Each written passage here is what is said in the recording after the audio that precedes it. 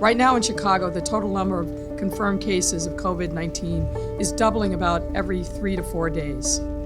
In the city of Chicago alone, we're looking at upwards of 40,000 hospitalizations. With a pandemic, if my ERs are all full, there's no place for people to go. So we had to build a capability for the prediction of this is going to be as bad as it's going to be. Everybody showed up at the table and said, we are not going to allow our hospitals and our communities to suffer. People had hoped this pandemic wouldn't take off here like it did in New York, but the city of Chicago and the Army Corps and everyone wanted to be prepared.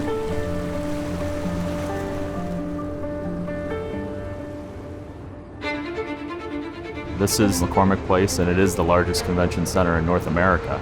The Corps of Engineers and Lieutenant General Todd Semonite tasked his medical center of expertise to come up with a simple solution to a complex problem. And nobody's done alternate care facilities before. And so what we're learning here, we were really on the forefront. We took a convention hall with bare concrete floors and basically just empty volume and made it a 3,000 bed alternate care facility. We said, okay, what is the goal? And what was laid out before us is the potential for 3 halls to treat different levels or needs. So the hospitals could uncork low acuity into a solution where they would still receive medical care, allowing the hospitals then to treat that higher level, higher acuity.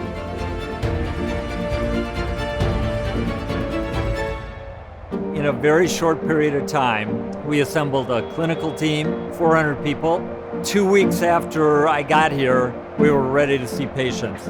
I have never seen that degree of collaboration, teamwork, and while all that was going on, the Army Corps and Walsh was doing this amazing job on construction of these 3 halls at McCormick. We walked through this space, then we all went down to a concourse, and the clinicians, the state and the city, the doctors, well, we need this, we need that, and we're trying to figure it all out. And I was thinking to myself, I don't know how we're gonna do all this stuff. You know, I'll call him out by name. Tom from Walsh kind of came in and said, let's systematically walk through everything, and very calmly said, and the first question he asked, and I'll always remember this, is he said, your nurse stations, are you sitting or are you standing? I said, well, we want to be sitting because they're gonna be there for long hours. I said, all right, it's 4 foot high. Do you need a sink? And they said, yeah, we need sinks. Do you need data? All right, yep, we need data. And I would say 80 to 85% of the scope we came up with in that 2-hour meeting. We were out the next day building it. It was pretty amazing to watch. Mayor Lightfoot, Governor Pritzker had toured this facility many times. And the first time that they came up to me personally and said, what do you need?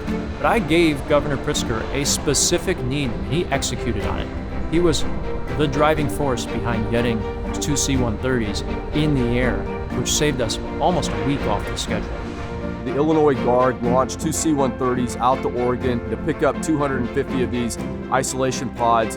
The partnership between the Illinois Guard, contractors, the police, the fire departments, all that came together out there that night, that was pretty inspiring. This particular model has gotten a lot of attention. We think it may be the gold standard for the future. So when we go through the deconstructing, this isn't going to get thrown in a bin somewhere. This is going to be packed up and made into a modular deployment capable asset that the state of Illinois, or anywhere else in the CONUS for that matter, you have that asset because it was done correctly the first time.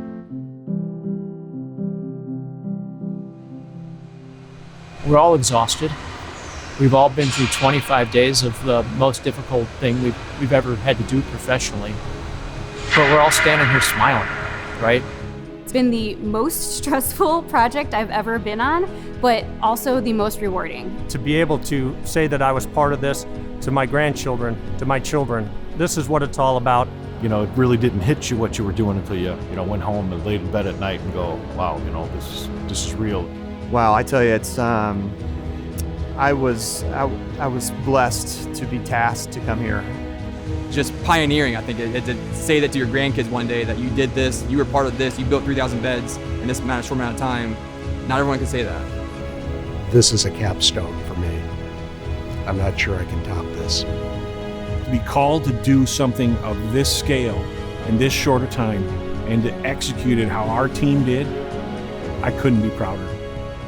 Everybody hopes they get an opportunity to be a participant in sort of the Chicago way of doing things, the big shoulders, make big plans. And I tell you what, we did that right here.